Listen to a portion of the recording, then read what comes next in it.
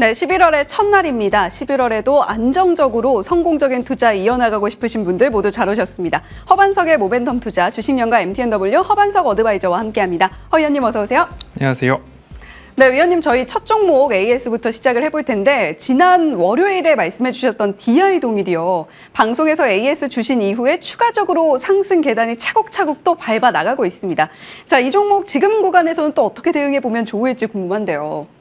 월요일 날 두 종목을 드릴 수 없기 때문에 급히 AS로 챙겨왔다라고 말씀을 드렸습니다. 추세 하단에서 패턴이 나왔고요. 대시세 한번 보고서 제가 공개가 방송에서 이렇게 말씀드렸습니다.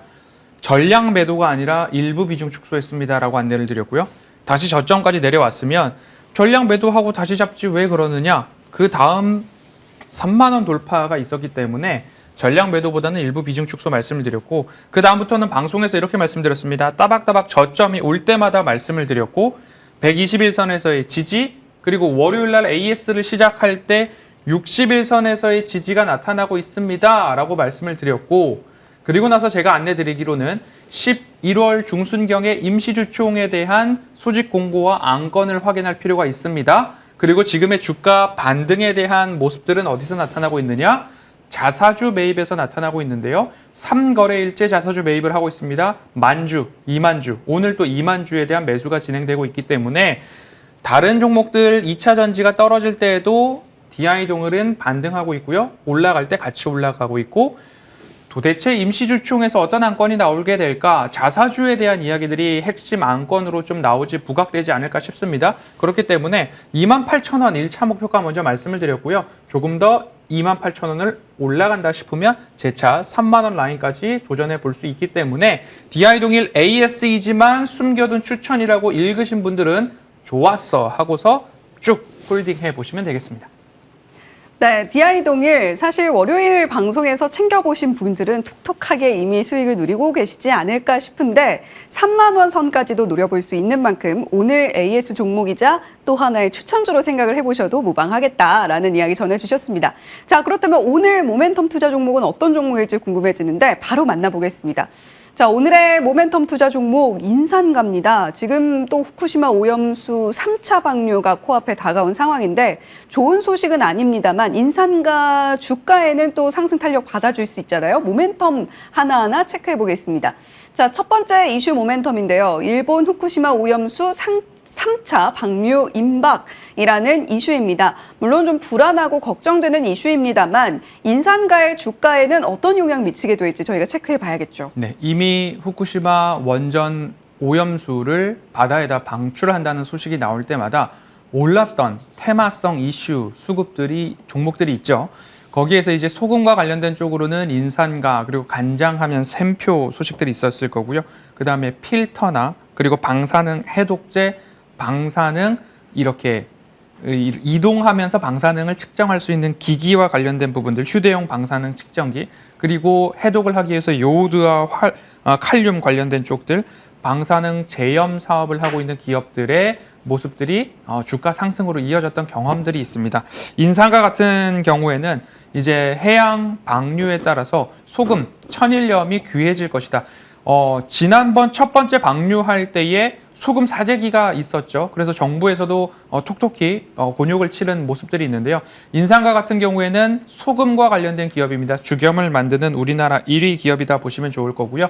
이슈가 있습니다. 그리고 차트상 저위험 구간인가 확인을 하시면 될 것 같고요. 최근 주가 반등 흐름들이 바닥을 다지고 있는 모습이다라고 한다면 이렇게 해양 방류에 대한 소식들이 나올 때 이것이 상승의 트리거가 되는 모습들 나올 수 있습니다. 종합적인 판단과 더불어서 상승의 트리거가 당겨져서 주가가 반등할 때에는 오히려 이렇게 이슈성이나 테마성 수급들이 붙을 때에는 빠른 매매와 트레이딩을 요하는 종목이기도 하다라는 점 감안하셔서 조금 나는 빠른 대응과 트레이딩을 해볼 만한 자신이 있다라고 하신다면 인산가를 한번 노려보셔도 좋겠다라는 의미에서 종목 선정해 보았습니다.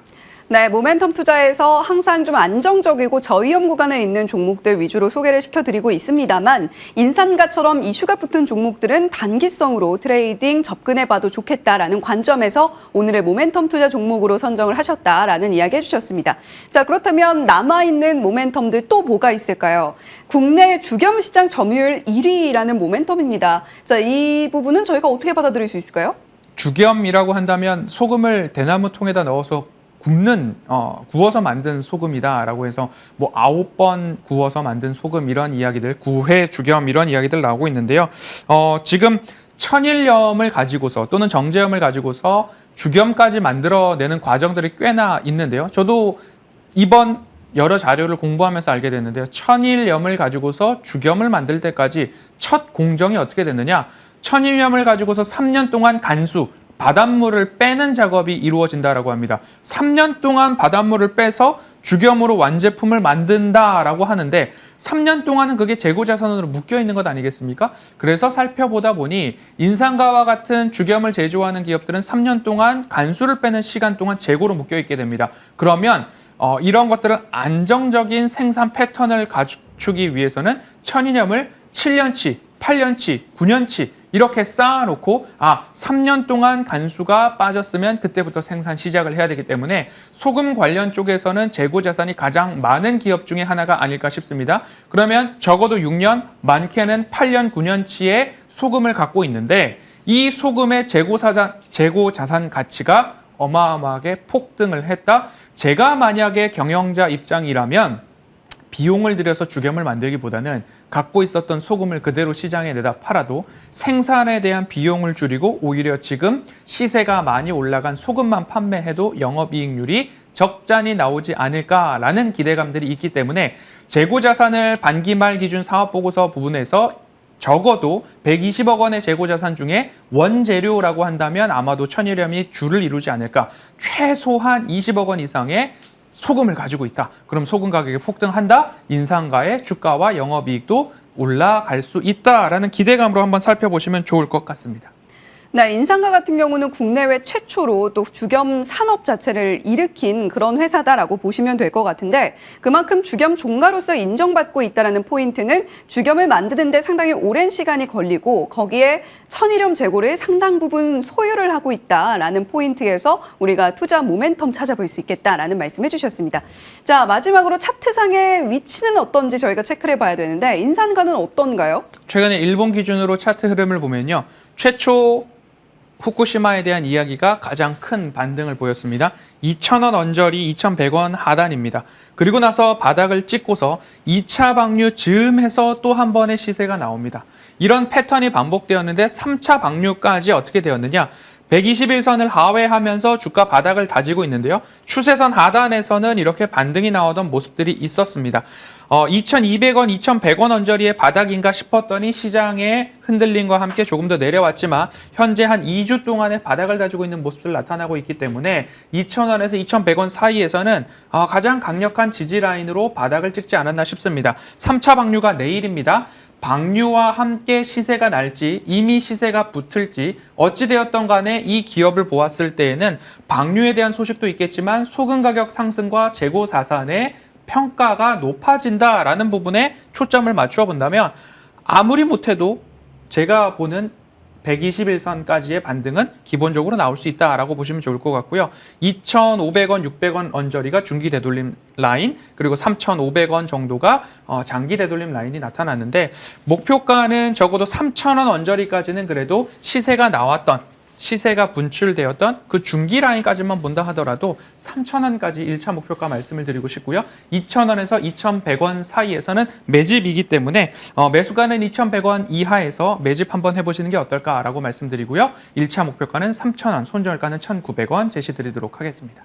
네, 인산가 이제 이슈가 붙으면서 사실 오늘 시장에서도 소폭 반등이 나오고 있는 상황인데 단기 트레이딩으로 접근을 하더라도 허 의원님께서는 이렇게 안전한 구간에서 공략을 해주고 계십니다. 그만큼 오늘 모멘텀 투자 종목 인산가 시장에서 한 번 더 지켜보시면 좋겠다라는 생각이 들고요. 자, 위원님, 그리고 이번 주 공개 방송은 언제 또 진행이 되나요? 네, 어제 저녁 방송에서 공개 방송했고요. 그리고 금요일 이 시간 이후 모멘텀 투자 방송 이후에 말씀을 드리는데 변동성에 알맞은 종목 선택이 필수적으로 필요하다라는 말씀을 드리고 싶습니다.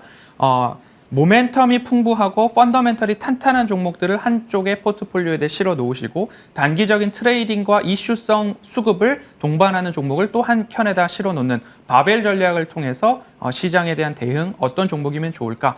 DI 동일도 마찬가지로 제가 긴급하게 AS 겸 말씀을 드렸던 것처럼 이런 종목으로 여러분들 포트폴리오 꾸려 가시자라는 이야기 금요일 방송 직후에 공개 방송으로 찾아뵙겠습니다. 네, 투자는 또 어떻게 보면 균형의 미학인 것 같습니다. 그 미학 찾아보고 싶으신 분들은 금요일 허 위원님의 공개 방송 또 함께해 주시면 좋을 것 같습니다. 지금까지 주식명가 MTNW 허반석 어드바이저와 함께했습니다. 위원님 오늘 말씀 고맙습니다.